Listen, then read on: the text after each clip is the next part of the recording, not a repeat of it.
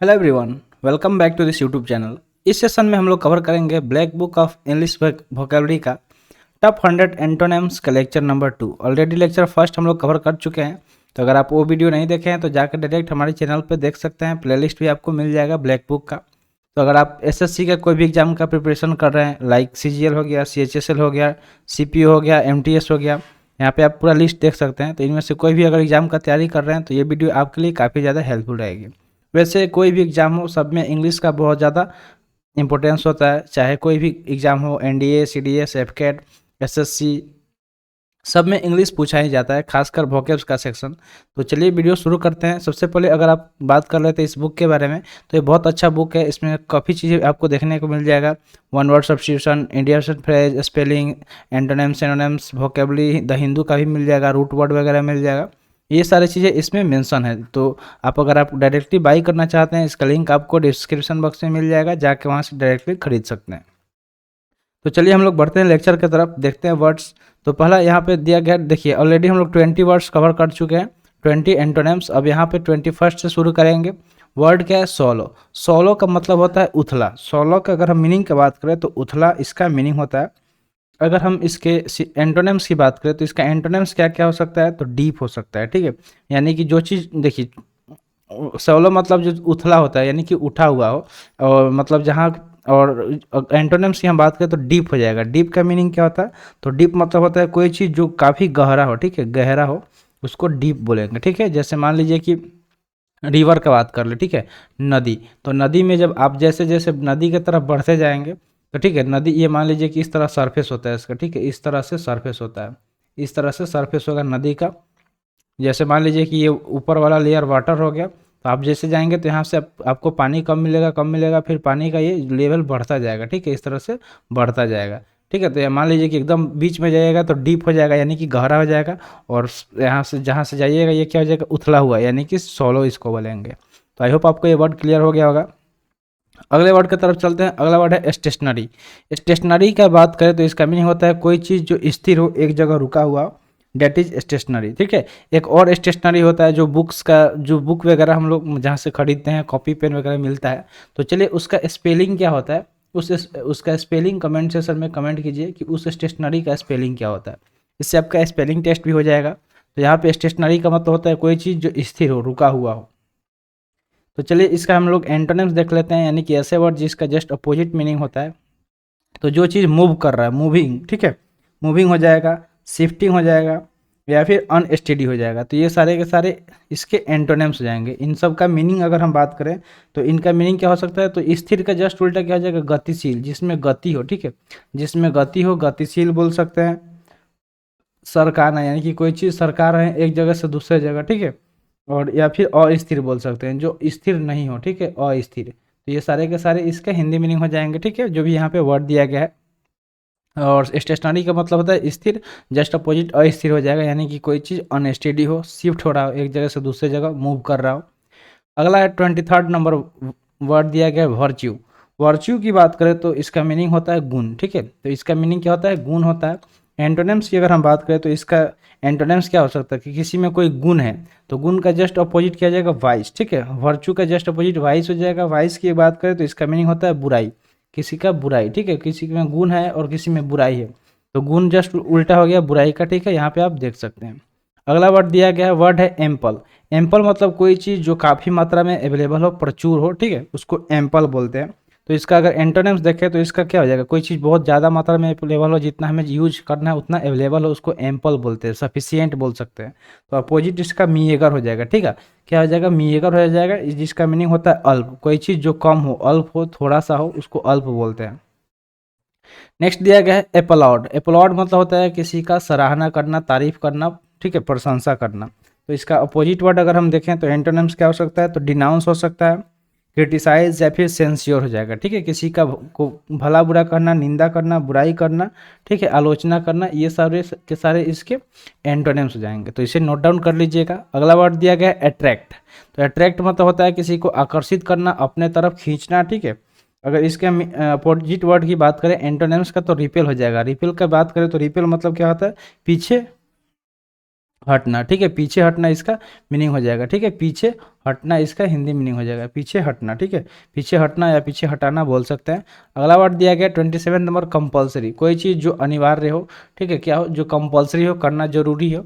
जैसे मान लीजिए कि आप स्कूल में पढ़ने जा रहे हैं, तो स्कूल ड्रेस पहनना आपके लिए क्या है, कंपलसरी है, अनिवार्य है, तो उसको क्या बोलेंगे, कंपलसरी। तो इसका जस्ट अपोजिट क्या हो सकता है, तो इसका अपोजिट ऑप्शनल हो जाएगा, ठीक है, क्या हो जाएगा, ऑप्शनल।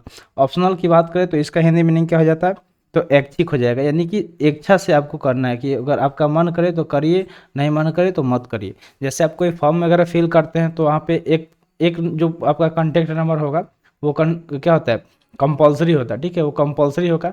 और जो दूसरा एक और अल्टरनेट मोबाइल नंबर दिया रहता है, तो अल्टरनेट आपको वहाँ पे ऑप्शनल दे देता है कि मन करे तो आप डालिए, नहीं मन करे तो नहीं डालिए। तो यानी कि वो ऐच्छिक हो गया, यानी कि आपके इच्छा के अनुसार। कंपल्सरी मतलब अनिवार्य है कि वो आपको डालना ही डालना है, करना ही करना है। 28 नंबर वर्ड है कनकोर। कनकोर की बात करें तो इसका मीनिंग होता है सहमत होना, एग्री होना, ठीक है, क्या होना, सहमत होना या फिर एग्री होना। तो जस्ट अपोजिट इसका क्या आ जाएगा, डिसएग्री होना, यानी कि असहमत होना, क्या आ जाएगा, असहमत होना, ठीक है। तो असहमत इसका हिंदी मीनिंग हो जाएगा, ठीक है। अपोजिट वर्ड क्या होगा, सहमत होना का असहमत, ठीक है। नेक्स्ट दिया गया है 29 नंबर कंट्रोवर्शियल, यानी कि कोई ऐसा चीज़ जिसपे कंट्रोवर्सी हो रहा, विवाद हो रहा। जैसे कि बॉर्डर की बात कर ले, ठीक है, जो बॉर्डर हो गया पीओके, ठीक है, जो पीओके हो गया या फिर एलएसी हो गया, तो इस पे हमेशा विवाद होते रहता है। ये दोनों के दोनों ऐसी चीज़ें हैं जिस पे हमेशा कंट्रोवर्सी होता है।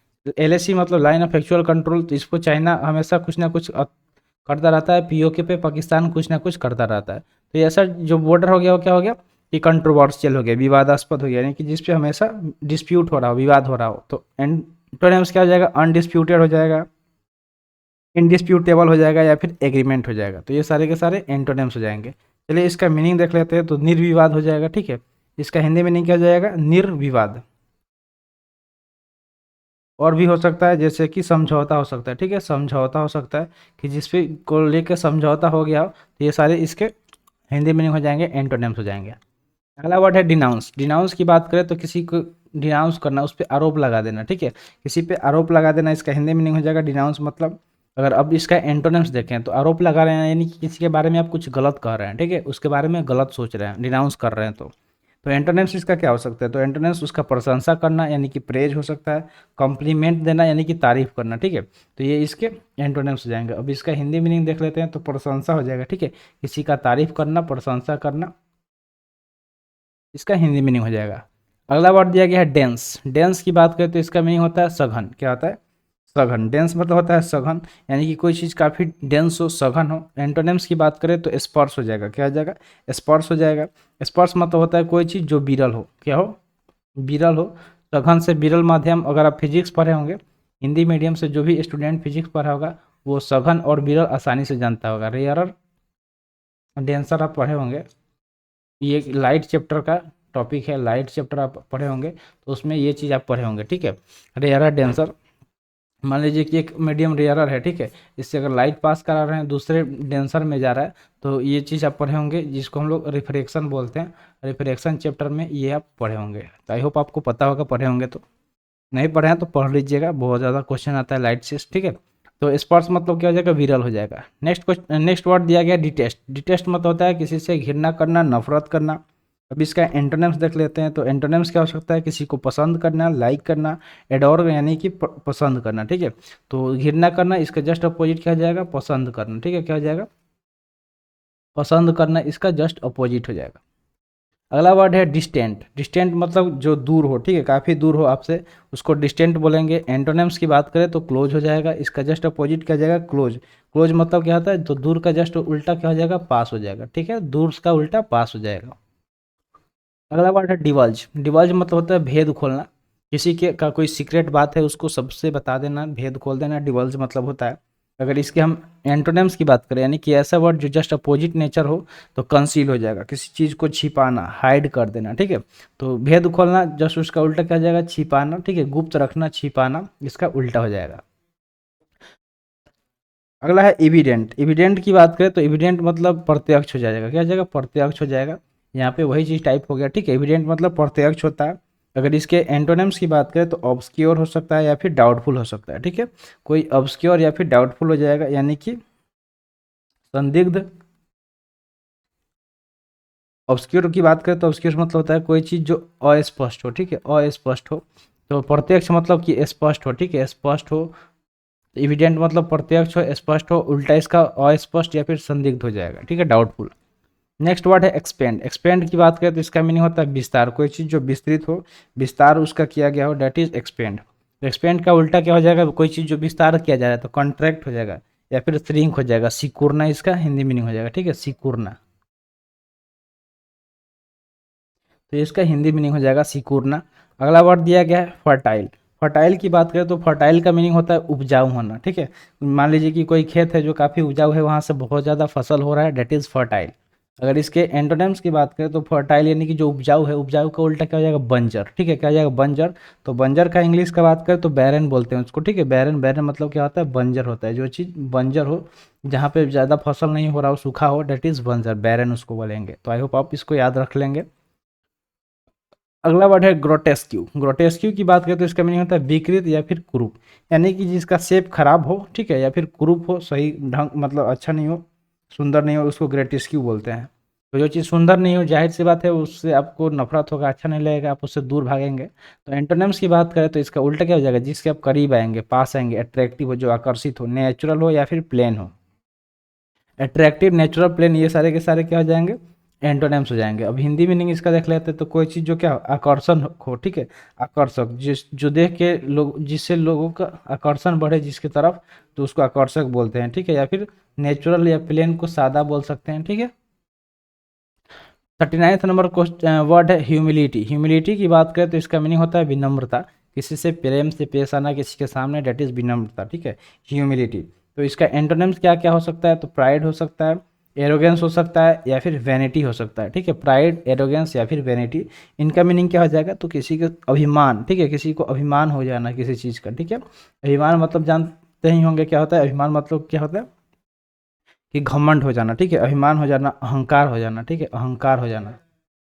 तो कभी लाइफ में अहंकार नहीं करना चाहिए, हमेशा सबके साथ विनम्रता से पेश आना चाहिए। क्या है, ये हमारा मोरल चीज़ है, इसको आपको हमेशा लाइफ में यूज करना चाहिए। नेक्स्ट है इमेकुलेट। इमेकुलेट की बात करें तो इसका मीनिंग होता है बेदाग, जिसपे किसी तरह का दाग ना हो, उसको इमेकुलेट बोलेंगे। जिसका मीनिंग हो, अगर देखें तो बेदाग हो गया। एंटोनिम्स की बात करें तो फिल्थी हो जाएगा, मेसी हो जाएगा, या फिर फॉल हो जाएगा, यानी कोई चीज़ जो गंदा हो, बेईमानी से कर रहा हो, उसको क्या बोलेंगे, फिल्थी, मेसी या फिर फॉल, जो कि क्या हो जाएगा, इमेकुलेट का उल्टा हो जाएगा, ठीक है।